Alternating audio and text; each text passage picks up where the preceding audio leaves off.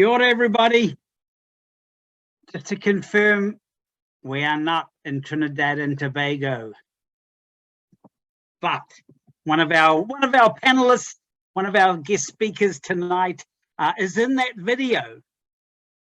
She is the heart and soul of, everybody say they love the beat, Caribbean Southern Stars, Caribbean Beat Down Under.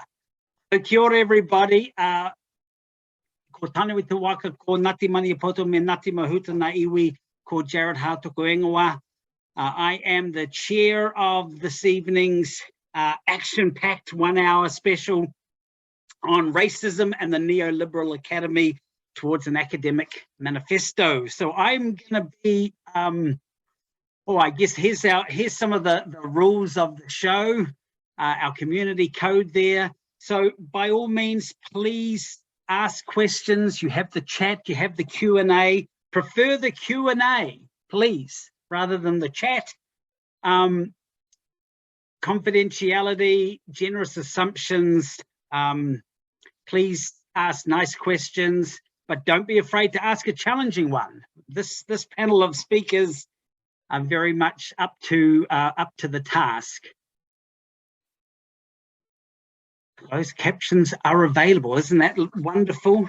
These things are just becoming such the norm. We'll just leave it on there for a few seconds if people need to come there and just capture that details. Beautiful, beautiful. Dun, dun. All right. I think we're into it.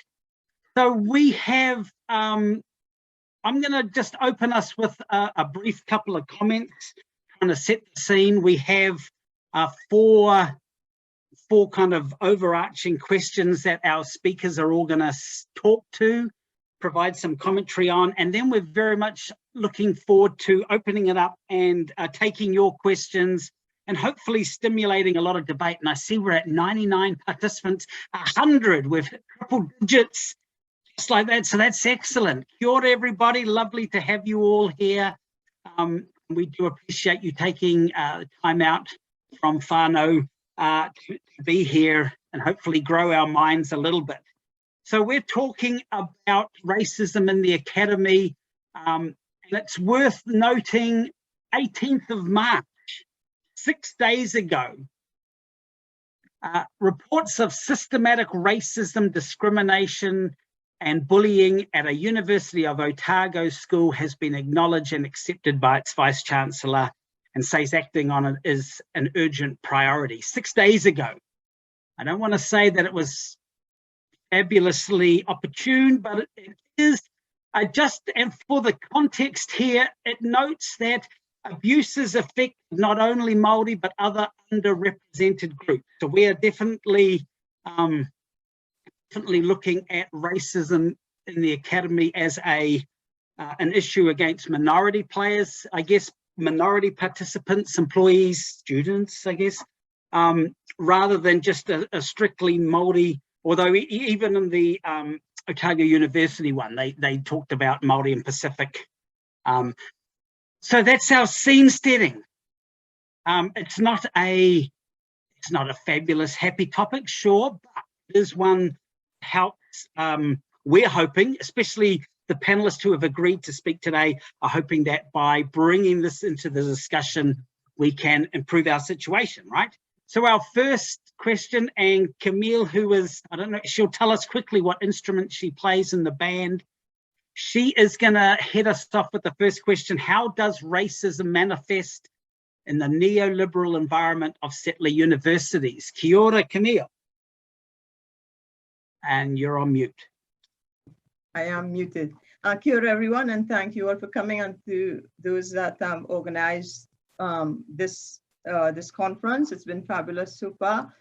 Camille, I played a steel band, but and the tenor pan, that's part of it. But thank you, Jared, for asking.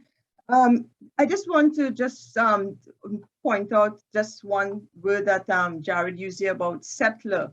I'm from Trinidad. I'm indigenous. There I'm Kalinago, our First Peoples. Not many people know who we are. I'm also African, Lebanese, Indian, and some others.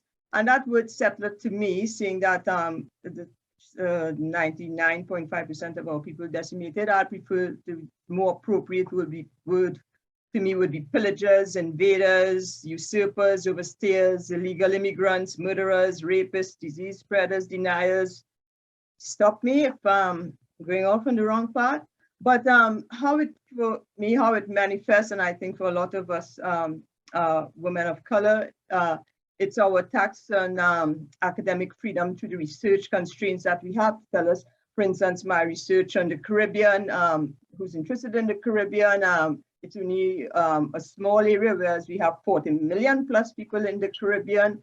It's constraining the methodologies that we use, that pressure to publish and on what they think alone is acceptable research. And then, of course, putting pressure on staff to actually challenge those prevailing relations of power. For us, it is there are always these ambiguous and inconsistent promotion requirements, there's inconsistencies in the rules, the regular promotion denials are the gift to ethnic academic staff. And it's creating that division among ethnic staff to leaving us and forcing us to fight for space, this sort of space that's not even real or even sustainable. And we have our Māori, and we find that we are contesting or competing with our Māori and Pacific staff for some sort of space that's not even real, while they keep the whole cake or pie to themselves.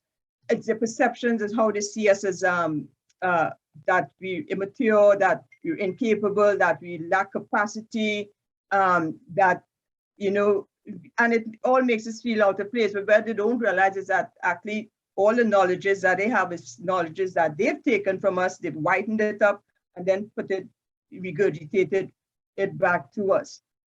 There's the lack of accountability structures for those that have acted academically violent towards us. There's no holding them accountable for that. And it's not just the academic staff, it's also our postgrad students, the requirements to enrollment for postgrad students, especially our students coming from Africa, the background, the qualifications aren't enough.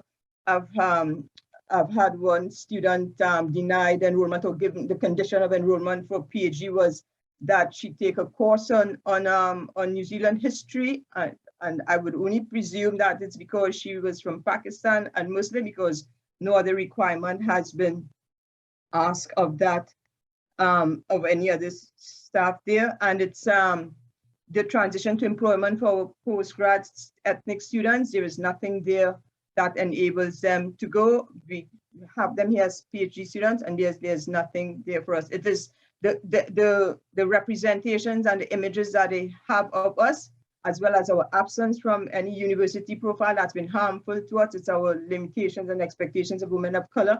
And it's also the gendered racism that we have for our women of color that we don't see white women being faced with. So those are just a few of the ways in which it is manifested.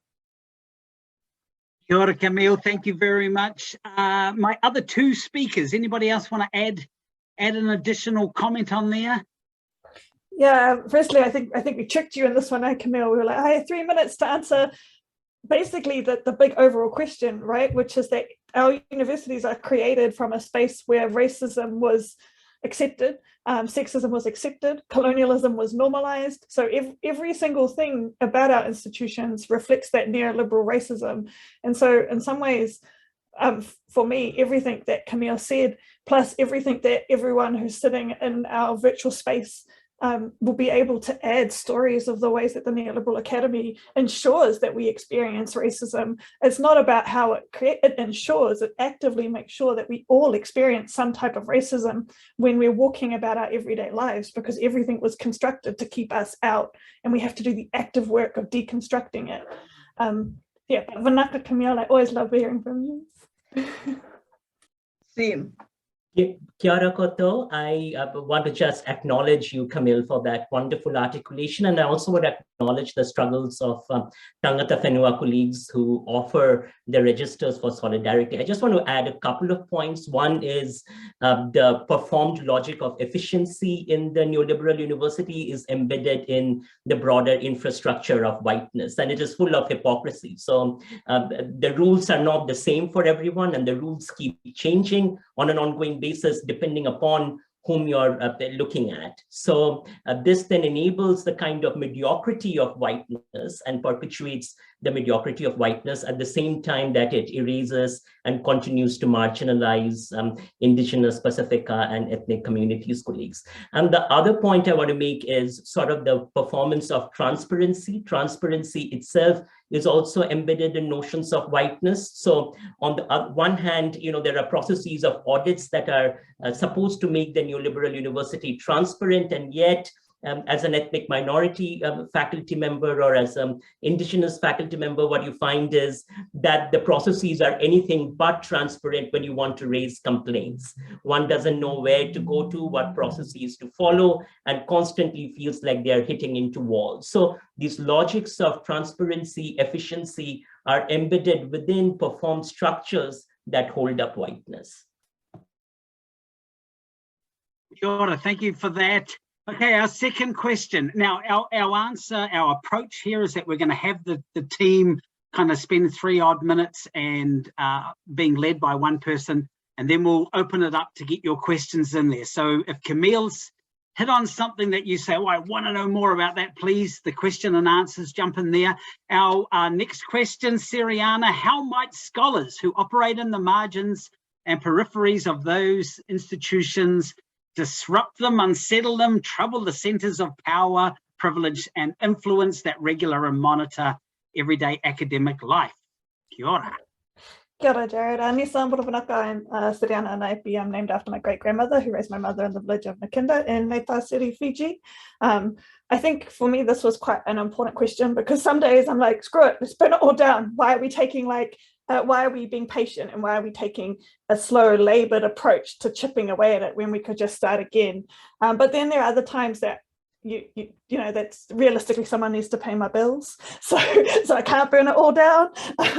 But so for me, I think about our voices, and I see our voices as being really powerful, and that we all operate in different spaces that we are heard in and not heard in. But we need to share our stories fundamentally, and whether that's sharing stories through qualitative data or quantitative data or a mix of both, we ultimately just need to share our stories. And sometimes we have to share our stories in ways that make sense to the neoliberal academy. We have to account for ourselves in their own language, but ultimately, it's, we might be loud in social media spaces, or we might look like we might engage in quiet advocacy with unseen wins at powerful tables, but we need everybody to speak. And we need our corridor whispers and social media DMs to become roars that influence national policy and sector-wide approaches. And my personal brand of this is about providing an evidence base for those whispers to enable them to become roars and to work in collectives that enable our sector to change, right? So that those whispers kind of travel through the corridors of power until they're just fundamentally undeniable. You cannot keep denying our stories. And for me, don't be scared of troublemaking questions. I ask troublemaking questions all the time. And I've been thinking about this a little bit, and it's not my questions that cause the trouble, it's the answers to the questions. And I'm not responsible for those answers. Our institutions are responsible, and they're responsible for the trouble, and we shouldn't let them dissuade us from making things awkward. Instead, we should sit in that tension and face them as we hold them to account. Because for me, being held accountable, it's not a punishment. We're not punishing our institutions. Instead, it's a call for action. And we need to share our stories in whatever ways we can to ensure that they take action. Because when it comes down to it, our voices are a form of accountability. And it is this form of accountability that they cannot continue to deny. Manaka. Miharo, thank you. Siriana, you can tell her passion there. She said to me, I'm going to work really hard just to keep it to my 3 minutes. Kia ora, we really appreciate that. We look forward to you. And Tara McAllister says you're on fire, girl. Excellent. Kia ora. She's a plant. Yes, yeah. Well, that's good though. Eh? Nothing like Some tautoko out there. Our next question is going over here to Mohan. What experiences might we draw on to examine the consequences of disrupting and exposing embedded racism and microaggressions? Kia ora. Kia ora. Thank you, Siriana, for this idea of voice that you bring up and the notion of voice infrastructures. I really love that. I also think that we have to continually be willing to disrupt and dismantle the norms of civility imposed upon us by the structures of whiteness. And I see you doing that continually on digital platforms. And I think that's really important, that we are not going to be disciplined into the kinds of habits that are superimposed upon us. But what happens when you do that is that there are a wide array of strategies of communicative inversions, for instance, where for doing the anti-racist work, you're labeled as racist, and then people writing into the university and saying that they're not going to send their children, for instance, to the university to study because there's a reverse racist in the university that is threatening social cohesion in the university. So there are ways in which then these attacks are mobilized on digital platforms. They are personalized, but also, as we are seeing globally, they are organized through political forces and political infrastructures. And we are certainly seeing that in Aotearoa as well, particularly in terms of mainstream politicians using the discourse of critical race theory, the bogeyman of Marxism and the communist specter to attack and target anti-racist voices. So within that context, I think it's really important to think through the ways in which we can continue to cultivate broader infrastructures of solidarity that support those voices that challenge the structures of whiteness. Also, the settler colonial state and its university thrives on divide and rule policies of colonialism. So some of us are paid to be good brown people, to be co-opted into the structures so that the structure can perpetuate itself. So I think it's really important also to be critical of one's own complicity. And I find that to be hard in terms of asking, how am I going to be held accountable? And in that sense, perhaps we need broader collective infrastructures of accountability, especially because anti-racist struggles, decolonizing struggles, when they create the spaces, those spaces also quickly get co-opted by the neoliberal university that will now do decolonization as it incorporates some of us into perpetuating the logics of the structures. And along those lines, then, I also wanted to ask, what does it mean in terms of the strategies of the neoliberal university to individualize us? So whether it is us facing attacks, then we are individualized and told that we need to make security responses. I've been amazed a number of times when, sharing the rape threats with police, the police would come back to me and say, okay, you need to lock your car and make sure that you're parking your car in a well-lit space and walking safely. So that kind of individualizing logic moves from the university to the settler colonial apparatus. And I think we have to continue to dismantle and challenge that and really ask, what are the kinds of structural solutions that are necessary in order to enable authentic decolonizing anti-racist work?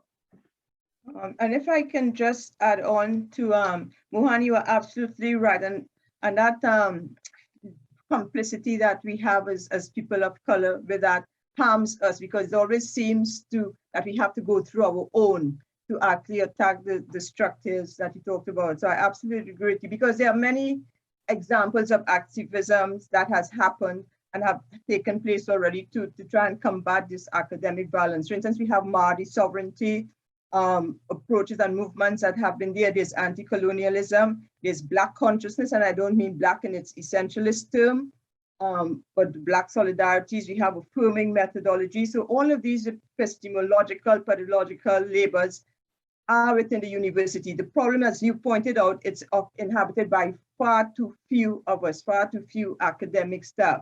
And what you point about, your point about decolonization and co-option, for me, it seems that decolonization has been co-opted by Pakeha and directed in a way that does not seem to unsettle Pakeha. And the emphasis is on settle. but they've taken it away really from us, and so decolonizing, I think, has lost a lot of it. It's a lot of its emphasis on what it is, and it still keeps us trapped within a colonial settler framework. So, you know, if we move towards affirming who we are and who we each other are, and not being complicit in that, I think those epistemologies, those pedagogies there, as I said, of Māori sovereignty, anti-colonialism, Black consciousness affirming methodologies and approaches, those things, I think, are experiences that we can draw on. Kia ora, thank you. Siriana, you want to add anything in there?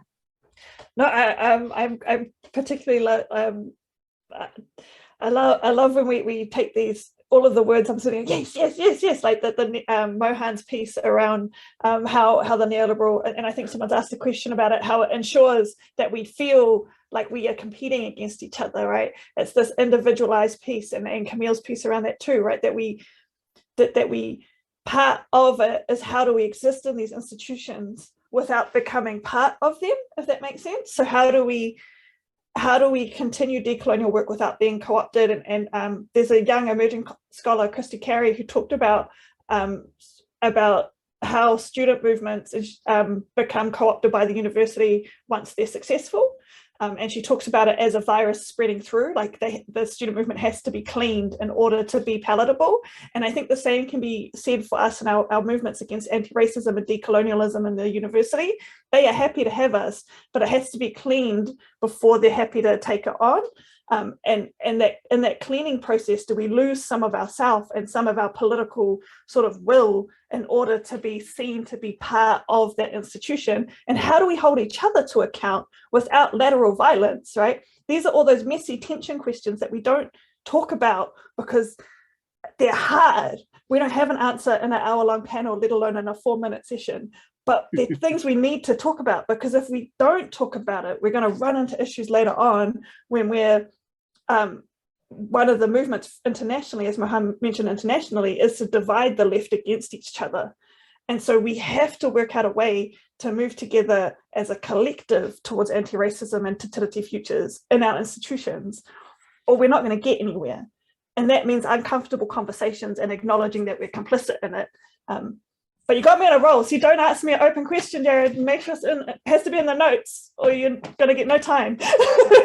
Yeah, but no, look, Siriana, that is so true. I like what you said about the stories and the stories being part, because it connects us as we move the stories along. I also think we need to create counter narratives to the stories that are already in existence, and we need to create our own archives and even counter archives to the archives that they have put up already, that they have formulated from their own view and their own perspective. So we have, within ourselves, we have a whole lot of epistemological tools, we have our own theories, we have so much wealth in the course syllabi that we could do. And I think what Mohan and you had pointed out to is our mentorship of each other, is engaging with each other so that we can talk to each other in these spaces and not be blinded by the whiteness of what is out there and what actually cooperation and collaboration means, because we too often buy into that and we have to become like that, and then it takes us away from building that solidarity. So I think, you know, having those counter narratives, having those counter archives, mentoring each other, looking at each other for support rather than competing with each other, it's a way forward, because we are, if you look at it globally, we are the majority, and we have to be cognizant of that. Kia ora, Camille. That was a point I wanted to talk about. My field of study is human resource management, and when I talk about pay, for example, right? Gender pay gaps, ethnic pay gaps, bring all those groups together, and guess what? White males are actually the minority group. Everybody else has the power, but it's these structures that clearly,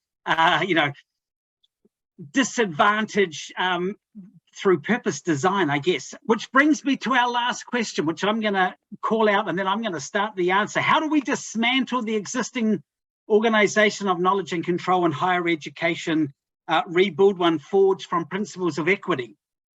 Now, while I started off the talk with Otago University. 2 points I do need to make. One, the Vice Chancellor, who I don't know at all, has only just been in the role since February, right? So I just want to acknowledge the fact that we have a new Vice Chancellor there saying, gee whiz, I've just taken over the job and we have embedded racism in my institution.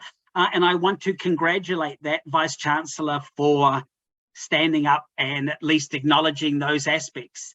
The good thing is, and perhaps this is a call to arms for not only Otago academics, but for everybody else in the sector, because if we can support Otago academics who look to their institution to address those concerns that have been raised, we may get some traction. And I do put may in probably small font, right?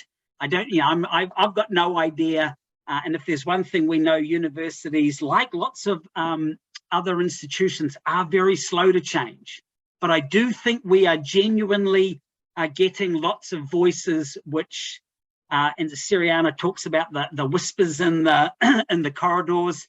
I think we're now getting, lots of Twitter and lots of academic articles that also help kind of push these things front and center. And I do like the academic angle because it also talks the language of higher institutions, right? Here is the article with all that lovely evidence that you don't like to often provide internally. Here it is for all of us. So I think my last bit here is, how can we dismantle it? We have to be honest, the institutions aren't going to dismantle themselves, right? They're not going to say, my gosh, are we terribly bad and we apologize here. We're all putting tools down and we'll let you reshape it. We're going to have to do it from within, but we need to remember that as a collective, we are strong and we are powerful.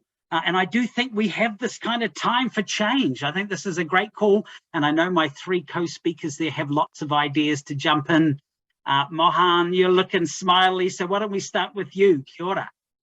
Kia ora, Jared. I love how you pointed to at Otago, perhaps there is an anchor to hope. And in the same way, I think at Massey, with the notion of being a Te Tiriti-based university, what does that mean? How does that translate into struggles on the ground? And how can struggles on the ground mobilize the notion of a Te Tiriti-based university toward transformative change is an ongoing question.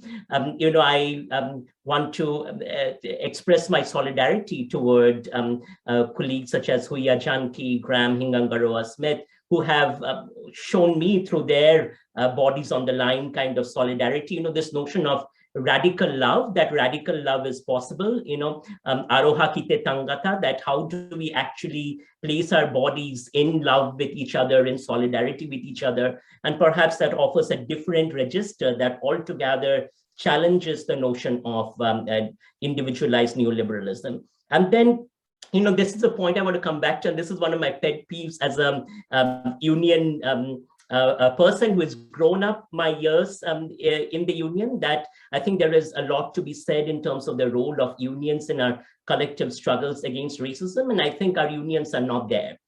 So there is also a question of how do we build decolonizing anti-racist pedagogy for our unions, expecting us to stand up to our unions to stand up to those struggles. When I hear a union sort of offer a blanket statement on academic freedom, for instance, that is not nuanced in the understanding of decolonization, that sort of tells me that we have that work to be done. And finally, I want to say that how do we build narrative control and this idea of communication sovereignty, where we control as Indigenous, Black, people of color, colleagues, the spaces of communication, the architectures of communication, so that the rules are set in imaginaries that are rooted in the various decolonial architectures that we inhabit and that we bring to this space.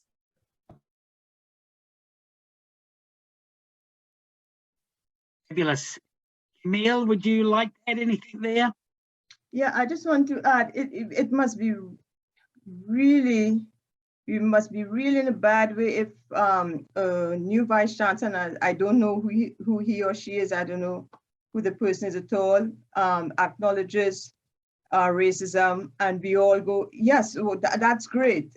How many times have we heard that? How many times has somebody come up and said, yes, there's racism, and then it dies a slow death and nothing happened? And what type, it just shows us how far behind we are, that we grasp at any light, any straw that when somebody says, yes, is racism, and then too often we've been fooled by that, only to find that nothing's been done, because that person is working in a very inflexible, monolithic, racialized structure.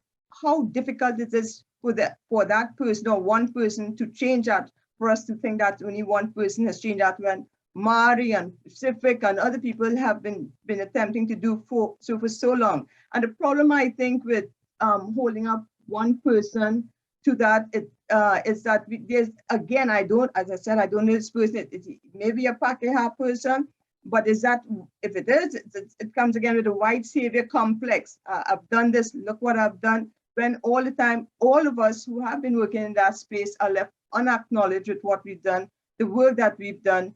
Why aren't what we sing and our voices clear enough?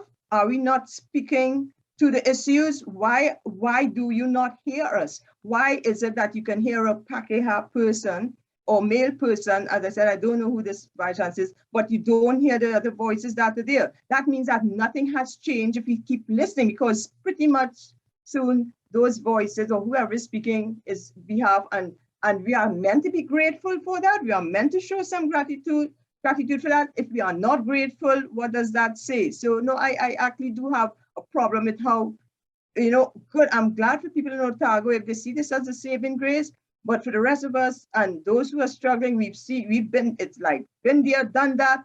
The rest of us have been saying this for very long. Why don't you take account of our voices? Viviana, it's just made for you. Come on. I know you got something to say. I think to build off sort of Camille and Mohan's point is, I learned a really hard lesson in my PhD about 4 years ago, which is that I love my university. I grew up in my university. I was looked after Torkana Arts. I was a Torkana there. I worked for MAPAS. I worked in that space, and I had a genuine love for that space.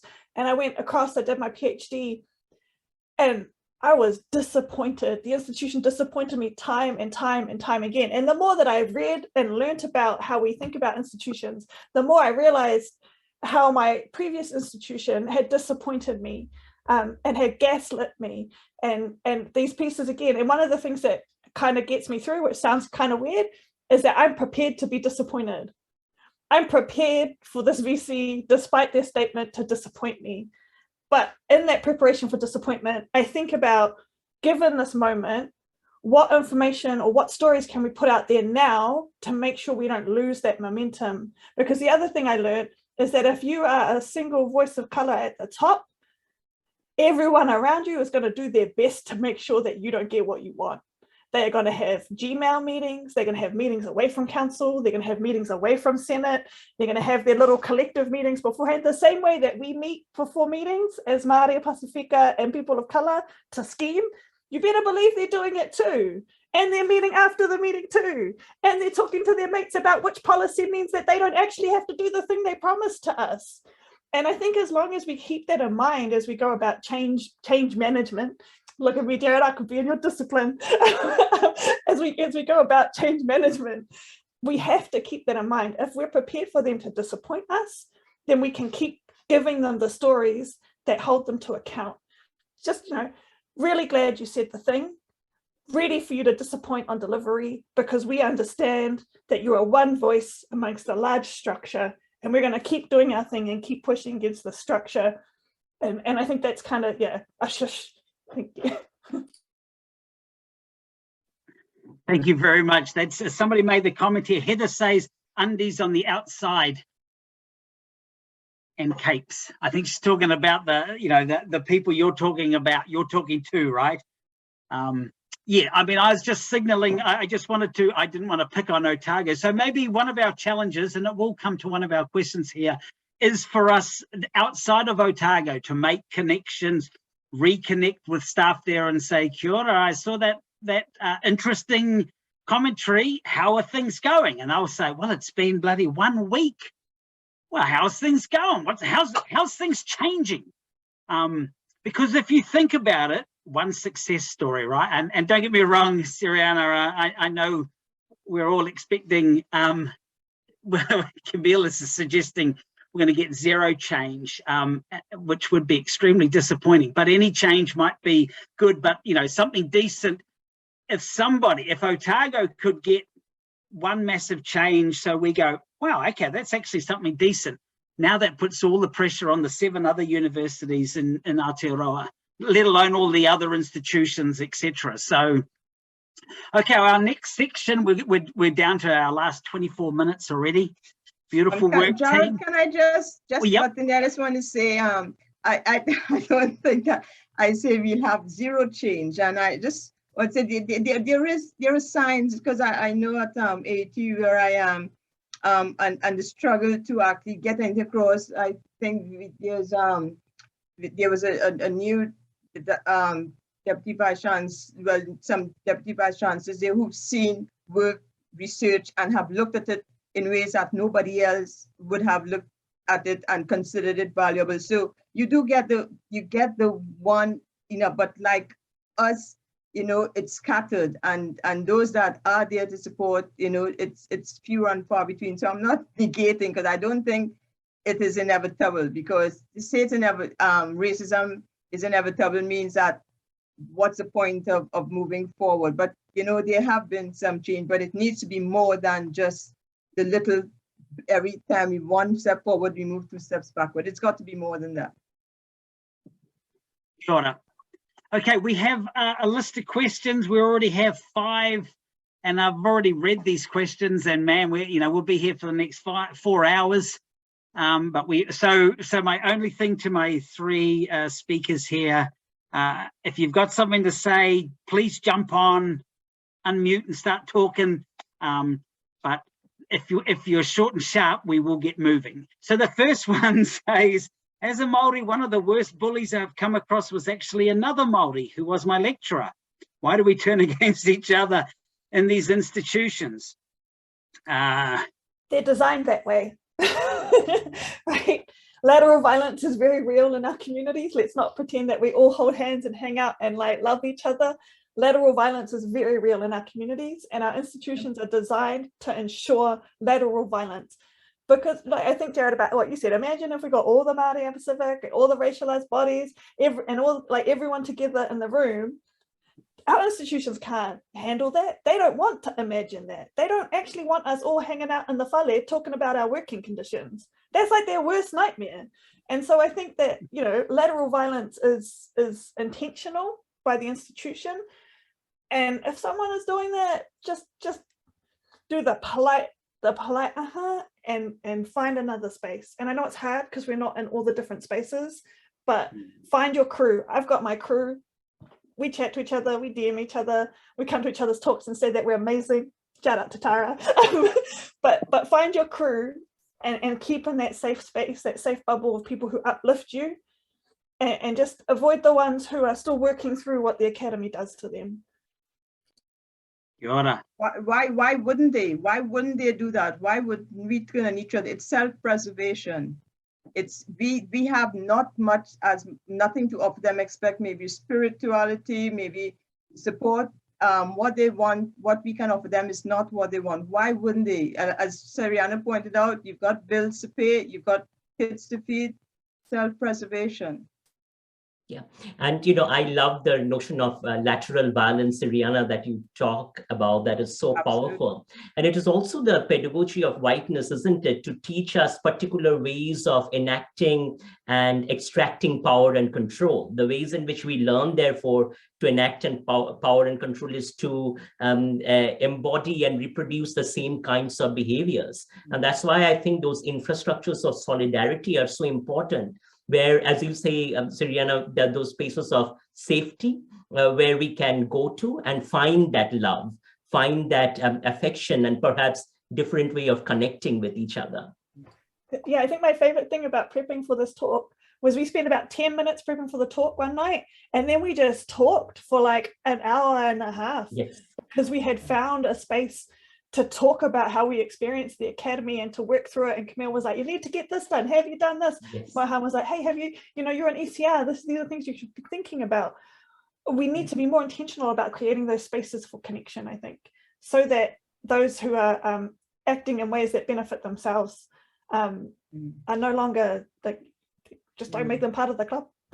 But if you know though that it is intentional on their part to make sure that make it as difficult as possible for us to connect with each other. So we have to go beyond what we usually do between 9 to 5 or 9 to 10. What we do, we actually, it's the onus is on us to make those connections. Camille, I loved your example of how FTs for graduate advising are calculated when you gave that example, that the way it is divided up and the way it is counted, again, going back to the metrics of the neoliberal university, that it fundamentally incentivizes us to behave in particular ways and not look at solidarity as a way of being, isn't it? And that shows up in how they assess and evaluate us, so that we are acting in ways that benefit them and that continue to divide us. Look, they've been doing this for centuries. They're way ahead of the game. We've been here longer. We should also be ahead of the game. Kia ora. Thank you. Okay, the next one's got multiple parts to it, so I'm just going to read the first part of this question because I think this one is an interesting point. How can a white, especially a white cis male who stands up at the front of a class at a university and teach in English not embody white supremacy? So this person's obviously critiquing that they're part of the issue. And this actually I'm going to bring this one back in with another one because there's somebody else here who's talking about wanting to know how Pākehā students and lecturers can help move things in the right direction. How can we help dismantle colonialism, racism, etc.? I know we've got quite a few different aspects there, but to me it's this is my word, right? The white ally here. And I guess they're asking that question. I'll throw it out to my esteemed panel, and Camille is ready to rock, I am sure. Thanks for picking on me. Look, I have a problem with allies, and for me it's quite performative in a lot of ways. If you're in front of the classroom and you're trying your best not to work in ways that perpetuates a white supremacist ideology, I always say to my students and everyone, look and see what's missing. It is very, very difficult to look and see the absences and to see who's not there. And if you look and see who's not there, and if you are teaching in a space and you know that somebody else could have had that position, or you listening to your colleagues, or you seeing that people are being employed, so it goes way beyond the classroom, but it also informs what are you teaching, what perspectives are you bringing into this, who's not there, whose voices aren't being heard. And it is very difficult for somebody in a dominant position or who's used to being in that space to know who's not there, to think about who's not there, and to address who's not there.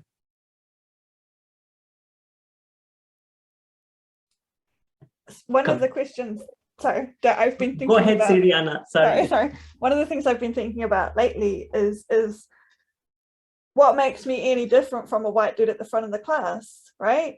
I've become a permanent lecturer because I deliver certain neoliberal agendas that makes the university desire me. What makes me different, and what makes anyone different when the overarching structure enforces that sort of white cis heteronormativity? And I think that's another one of those allyships, or there's another one of those tensions we kind of don't want to talk about. Like we all want to be the innocent one. I want to be like, yeah, I'm a brown female, I can do no wrong. But the reality is that I have been successful in a structure that rewards whiteness. So what is it about what I do that reflects what the institution wants. And that, I think, is, for me, we need to ask those questions. Please do not go to your next lecture and ask your Pacific lecturer this, because I will be like, I did not, nope, that's not what I meant to happen. What I mean is that any of us in those institutions need to ask ourselves these questions. Any of us. When we're in those institutions, if we stop asking those questions, if we stop asking what Camille said, who is not there, who is not being heard, who is not at that table, then we become complicit in reinforcing it. So asking the troublemaking questions can help. As a white allies, I don't have an easy solution for you. I'm sorry. Mohan's got it. He can No, I don't. Mohan. We always turn to Mohan. You go, Mohan. Help us here. You know, I love your idea of this, the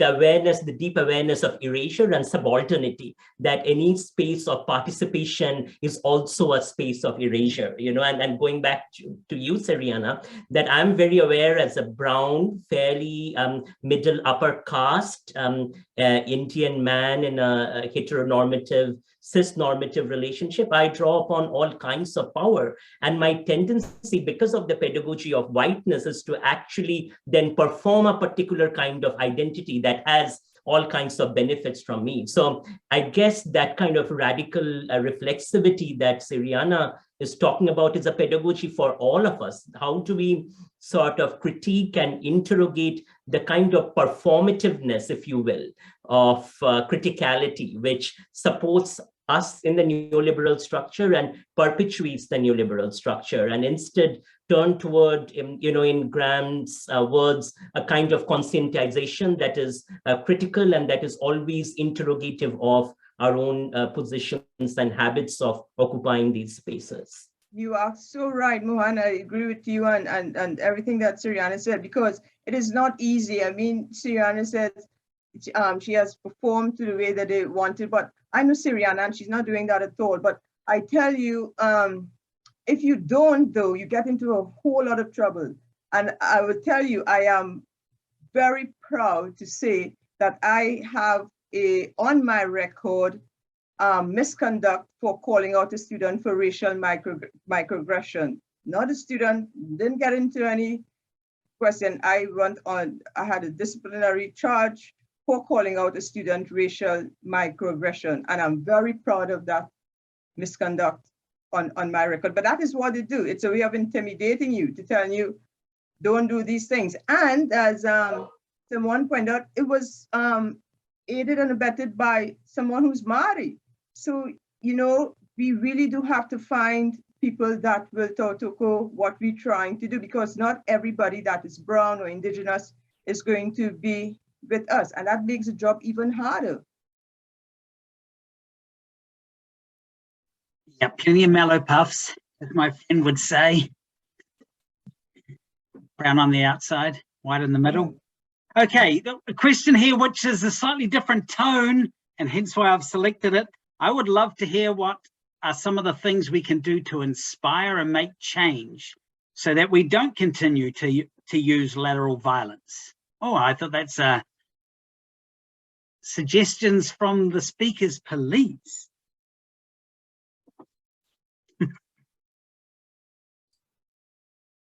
Can I talk about what makes me not throw it all in? I guess quite like, I think if you'd spoken to me about 10 years ago, I would not have predicted this answer. But it is truly about the collective action. I had little faith in the collective action about 10 years ago, mostly because my university was restructuring their admin and they didn't care what we thought. But I'm starting to recognize that it's in collective spaces with my crew that I find joy. I find joy in the conversations like the ones that we had prepping for this. I find joy in tonight. Like, I'm not going to be able to sleep. I'm going to have some sleepy tea because I'm like pumped, ready to go. Let's make it happen. And I think we just have to be more intentional about creating those spaces. We have to be more intentional about coming together, and it's hard now. It's hard because it's all online.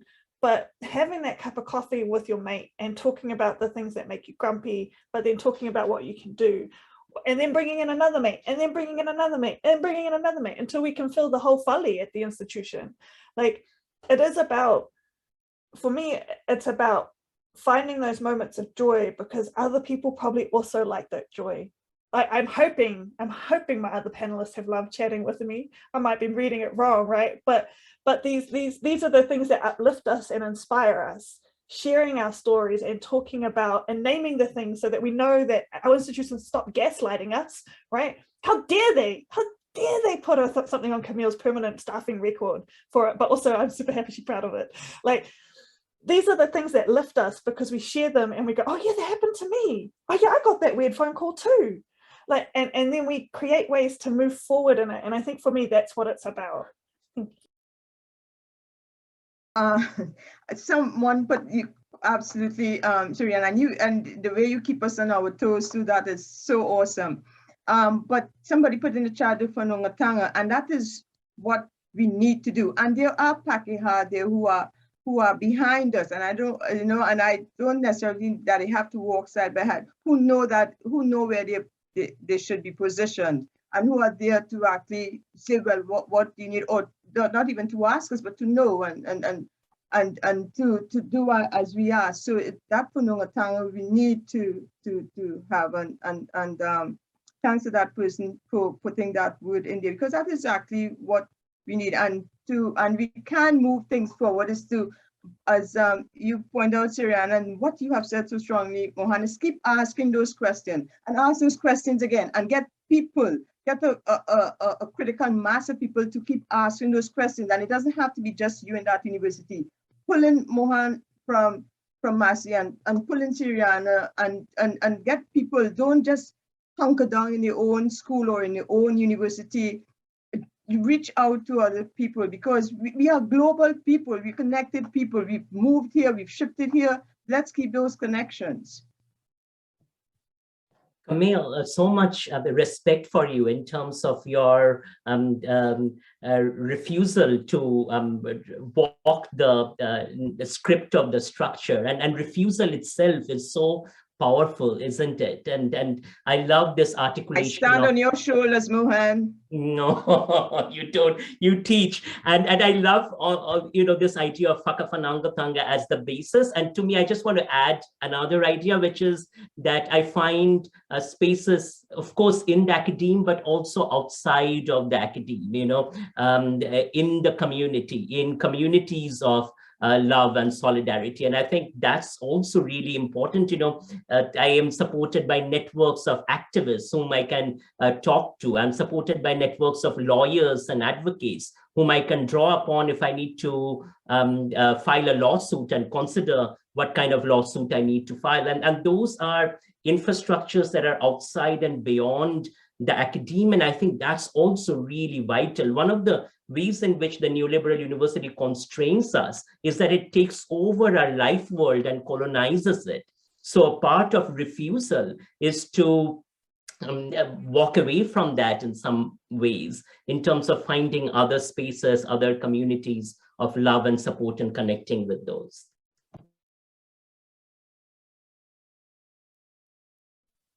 Mickey, thank you very much for your message.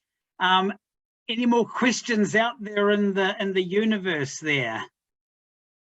We're not getting near the end. I think this is a very important conversation, isn't it? And we've had the earlier conversations about, one of the example was I'm Māori, and I got bullied by another Māori. And you must be thinking, where was the Whanaungatanga then? So again, I don't want to put a kind of combat angle on it, but clearly, there are, maybe we can, take Siriana's point there about, finding your group, finding your little, your whānau, your academic whānau or your hapu, and just kind of sticking with that and gaining kind of confidence and power in your position. And then also kind of looking to bring other people into it. Somebody earlier on in the chat talked about egos, and that's a very good point, is that, especially professors, except the present company excluded. You get these, academia does typify these things. We have a structure where in the old days, it used to be assistant lecturer. You couldn't even It wouldn't even make you a lecturer. You had to be the assistant lecturer before you were a lecturer, senior lecturer. And people say, I'm a senior lecturer above the bar because I'm better than you if you're below the bar. Oh my gosh, it's just this whole system is very much in that kind of pyramid focus. So I think, and when you find those, I won't use the word allies, but when you find those good, those diamonds anywhere, I think we need to grab them, right? Grab them and bring them into your whānau and say, we struggle here.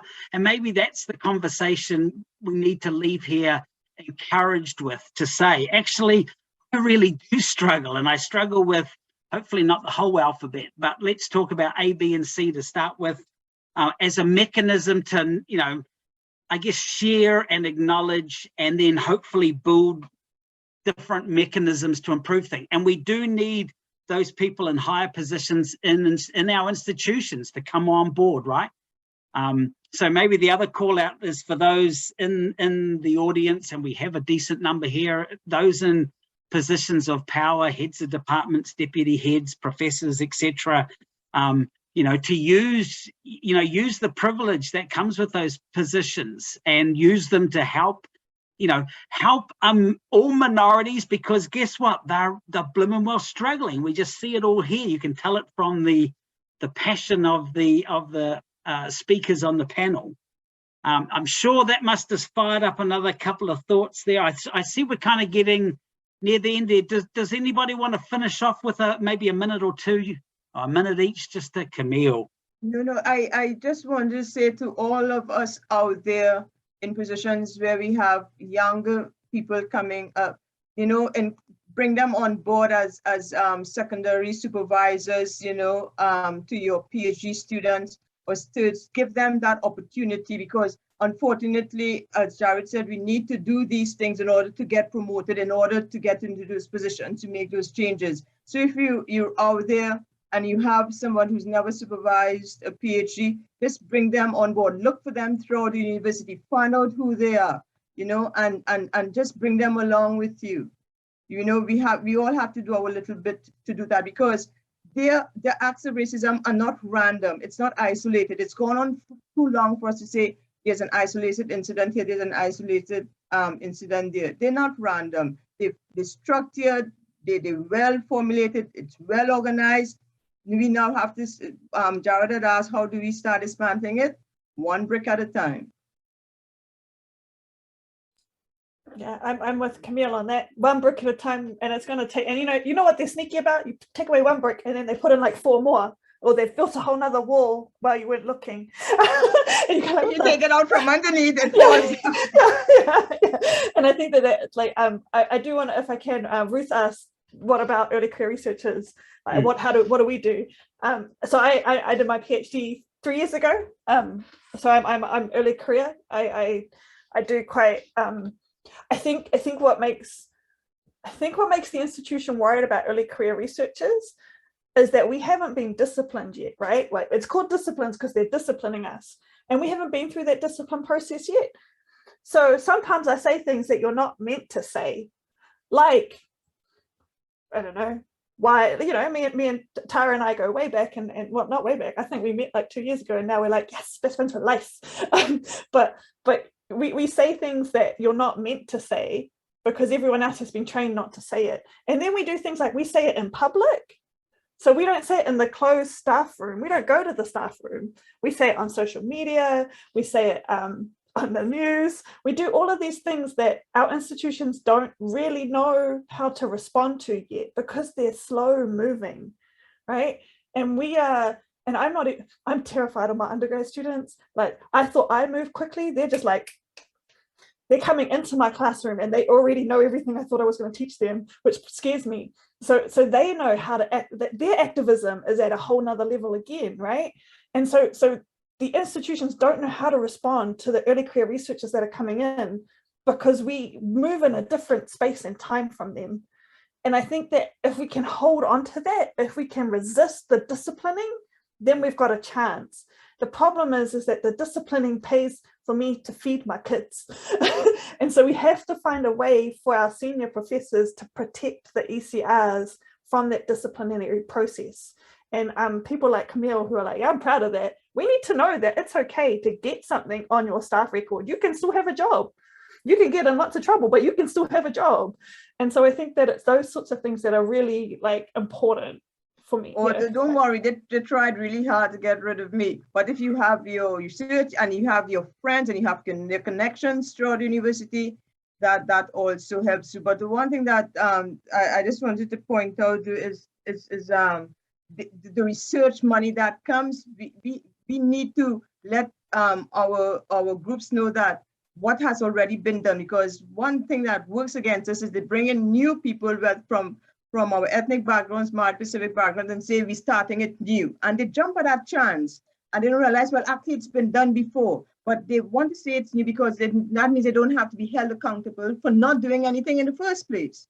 So we need to let them know that actually we've covered that ground and nothing has changed. So don't let them convince you that this is all new. Yes.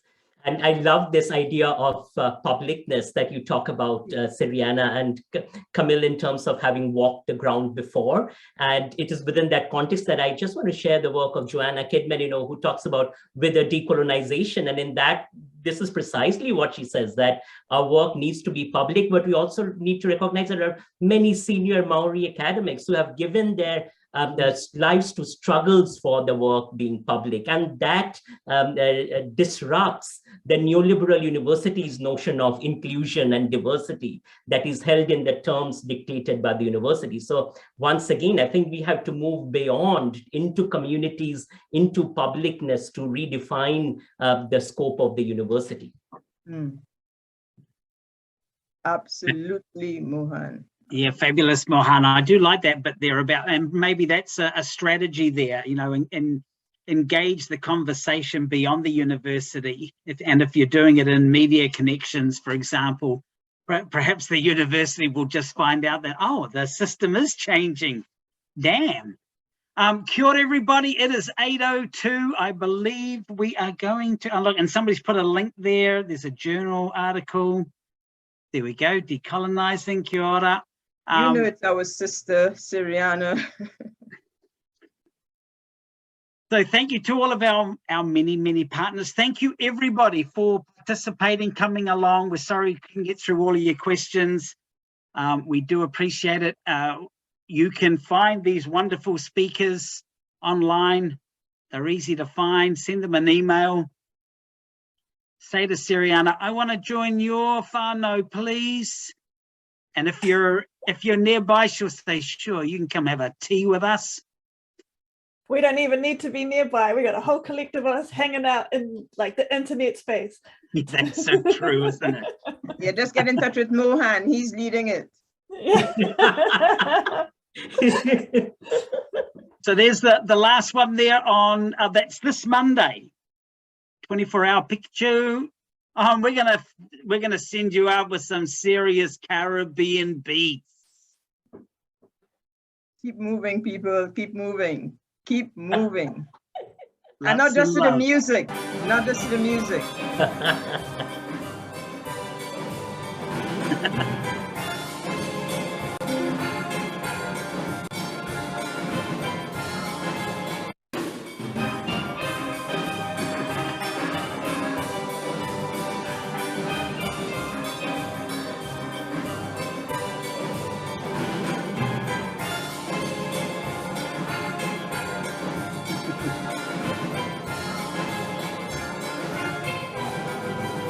Camille, the best thing about your music there is it's a lovely light tone to finish off our rather deep,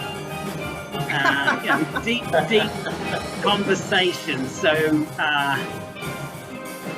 and you know what? There's nothing like seeing a bunch of people move into music and obviously enjoying the heck out of it. So, And we have, if you name any part of the world, and our band is full of people from the